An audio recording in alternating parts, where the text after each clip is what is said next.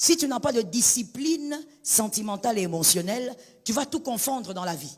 Et tu auras des problèmes avec des gens, des problèmes que tu pouvais éviter. Il y a des gens que tu risques de perdre parce que tu as confondu ces choses-là. Mais quand on vit dans la discipline selon les respects des interdits, on développe au fait une stabilité émotionnelle. On comprend que dans la vie, il y a plusieurs amours. Que quelqu'un me dise, il y a plusieurs amours. Écoutez Léonel, dans la vie, il y a des gens que vous allez rencontrer pour les aimer avec beaucoup d'estime. C'est-à-dire ces personnes, c'est un amour mais rempli d'estime. Ça se limite à l'estime. Vous estimez tellement ce qu'ils sont, ce qu'ils font. Mais il y a d'autres personnes que vous allez rencontrer, vous allez avoir une appréciation qui va au-delà de l'estime. Tout ça là, ce sont les amours. Mais en plusieurs formes. Pourquoi malheureusement certains foyers ont été brisés? Parce qu'on a été incapable de comprendre cet aspect. La stabilité émotionnelle et sentimentale. La différence entre l'attirance et l'amour. Il y a des pasteurs malheureusement qui sont allés avec leurs fidèles. Pourquoi? Parce qu'ils ont confondu l'attirance et l'amour. Le problème de Amnon fils de David. Il avait confondu l'attirance. C'était exactement ce que son père avait fait, mais en d'autres formes. David aussi, quand il va vers Bathsheba, David ne va pas vers Bathsheba parce qu'il l'aimait. David est allé vers Bathsheba par attirance. Et d'ailleurs, la suite démontre que David avait bien compris que c'était de l'attirance, ce n'était pas de l'amour. Il ne voulait pas faire d'elle sa femme. Il a même dit à Uri, rentre, quand il a appris que la femme était enceinte. Parce qu'il ne voulait pas briser ce foyer. Il avait seulement une attirance sexuelle. Mais Amnon, son fils, quand il regarde sa demi-sœur, il dit, je l'aime, alors que ce n'est pas l'amour, c'est l'attirance. Il peut arriver, et très souvent ça arrive aux hommes, il peut arriver que dans votre vie, vous rencontrez une personne, vous sentez un amour bizarre, mais ce n'est pas de l'amour, c'est de l'attirance physique. Mais quand vous ne savez pas faire la différence, vous allez nager dans un amour qui n'existe pas. Le mal qui ne devait pas arriver. Parce qu'à chaque fois, retiens pour la vie, à chaque fois que tu dis « j'aime », tu deviens faible. À chaque fois que tu sors le mot « je t'aime », face à n'importe quoi, tu deviens faible. Et donc, le mal arrive sans que toi tu le voies. J'ai parlé dernièrement avec une sœur qui me disait « je ne me suis pas rendu compte que mon pasteur allait coucher avec moi ». Il dit « comment tu t'es pas rendu compte ?» Non, je n'ai pas compris comment c'est arrivé. Le problème c'est quoi? Elle a confondu l'attirance et l'amour. Elle était dans l'attirance, mais elle pensait que c'était l'amour pour son papa. Quand on n'est pas discipliné, on ne va pas stabiliser ça. Voilà pourquoi il faut être discipliné. Et quand je parle, je t'interdis de penser que je ne m'adresse pas à toi. Parce que c'est quelque chose qui arrive à tout humain. Oui. Fais la différence. La différence, comment elle arrive? En posant des règles de discipline. Tu regardes, tu dis, c'est que je ressens pour Léonel. Non, ce n'est pas de l'amour, c'est de l'attirance. Alors je dois corriger ça. Et ça t'épargne le danger. Ça t'épargne le mal. Et je veux même vous dire, voilà pourquoi, malheureusement, je ne le dis pas avec gaieté de cœur, j'en parle parce que je dois donner des exemples. Malheureusement, voilà pourquoi beaucoup de filles dans l'église ont été abusées par leur pasteur. Mais à chaque fois que tu parles avec ces gens de filles, elle te dira, je ne sais pas comment ça s'est passé, mais je ne lui en veux pas. Mais comment quelqu'un qui t'a fait ça, tu ne lui en veux pas?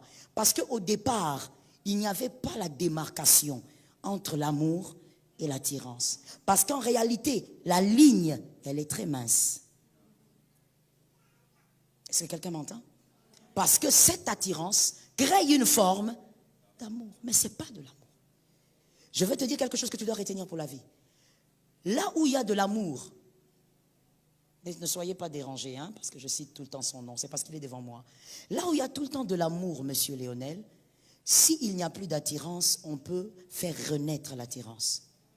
Mais là où il y a l'attirance sans amour, il est difficile que l'amour naisse. C'est que toi tu vas croire que c'est l'amour là, c'est pas l'amour.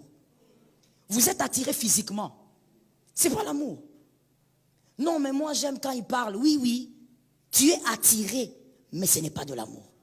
Et quand ce n'est pas de l'amour, cette attirance va finir par s'éteindre. Au fur et à mesure, les années passent, Cette attirance va commencer, surtout si vous êtes dans une relation ambiguë, sale, s'éteindre. Parce que ce n'est rien de solide. Mais la discipline dans les interdits te permet de veiller sur les bornes.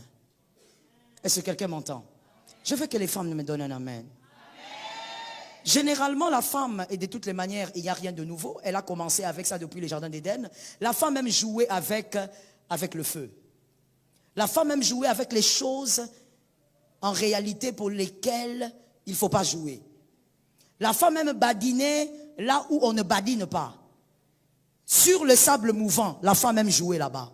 Ça veut dire qu'une femme peut sentir que cet homme-là, il a des émotions ou des sentiments pour moi et que ces sentiments-là ne sont pas clairs. Mais la femme va jouer avec ça. Attention, ma soeur, ça peut t'amener très loin. Et quand je dis très loin, il y a quelqu'un qui dit, maman, non, je ne veux pas aller avec lui dans l'intimité. Ce qui est grave n'est pas seulement d'aller avec quelqu'un dans l'intimité. Si toi tu as toujours cru que c'est ça qui est grave, c'est que tu es loin du compte.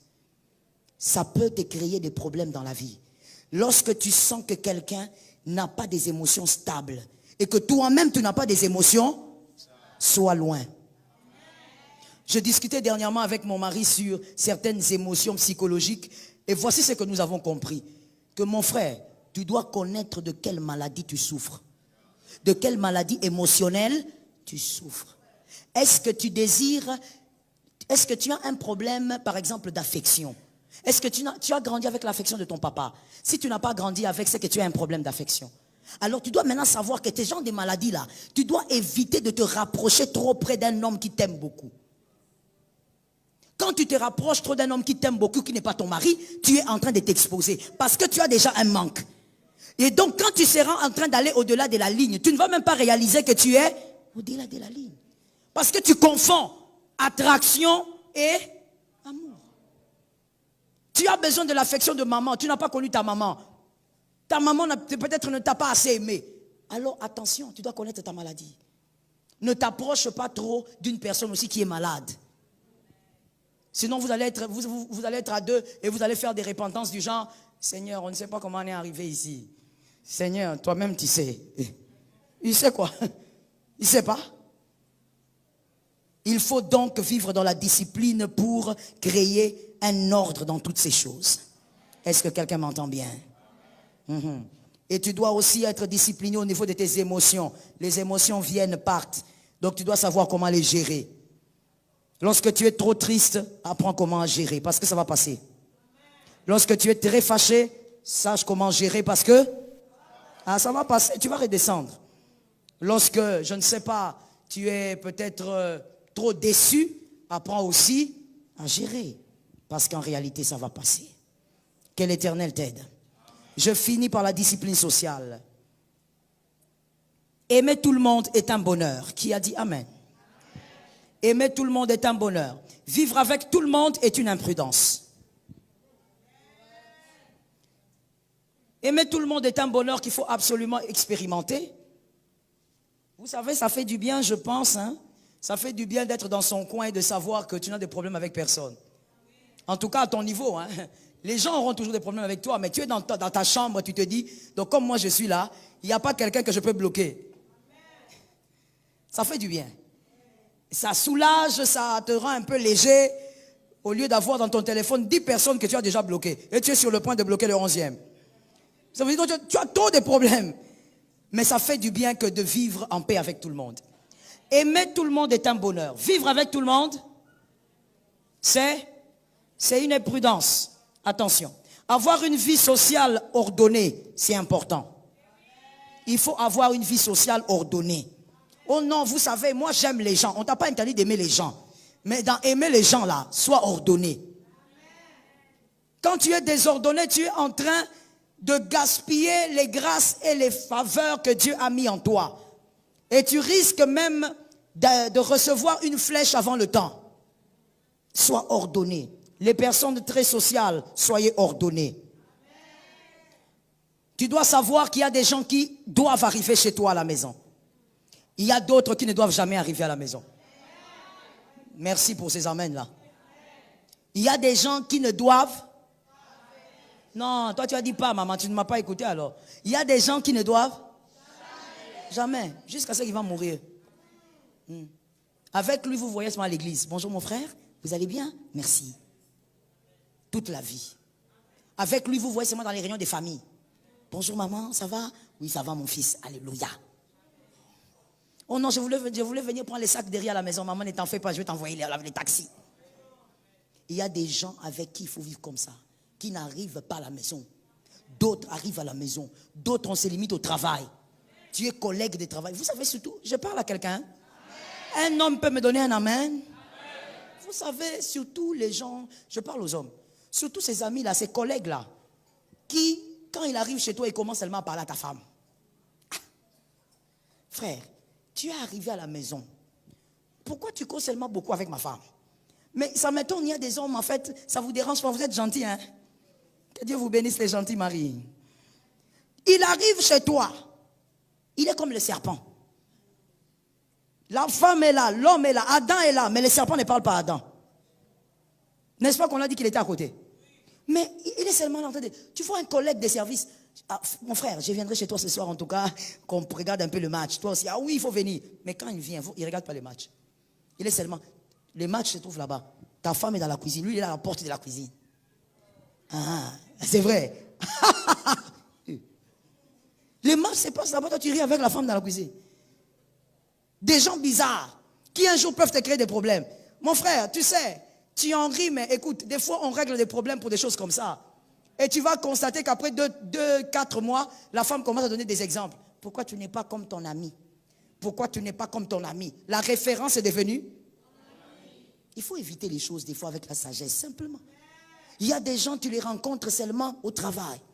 D'autres, ça se limite à l'église. Un autre à l'arrêt de bus. Et chaque 7 heures, on se voit à l'arrêt de bus, on reste là. Oh non, maman, je t'accompagne. Tu m'accompagnes où? Toi, tu restes à l'arrêt de bus.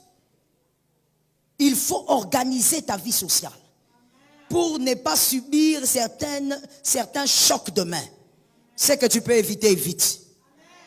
Attention avec les amis toxiques de l'enfance. Ces amis d'enfance-là, parmi eux, il y a des bonnes personnes, mais des fois, il y a des gens qui sont là pour te rappeler que toi, comme tu étais là, tu te promenais avec une culotte déchirée. C'est toute l'histoire que lui, il a retenue de ton enfance. Toi, tu as vécu beaucoup de choses là, il n'a pas retenu. Il a retenu seulement que tu te baladais avec une culotte déchirée. Et il dit ça toujours devant les gens. Ah, mon ami, tu te rappelles? La culotte rouge que je t'avais achetée.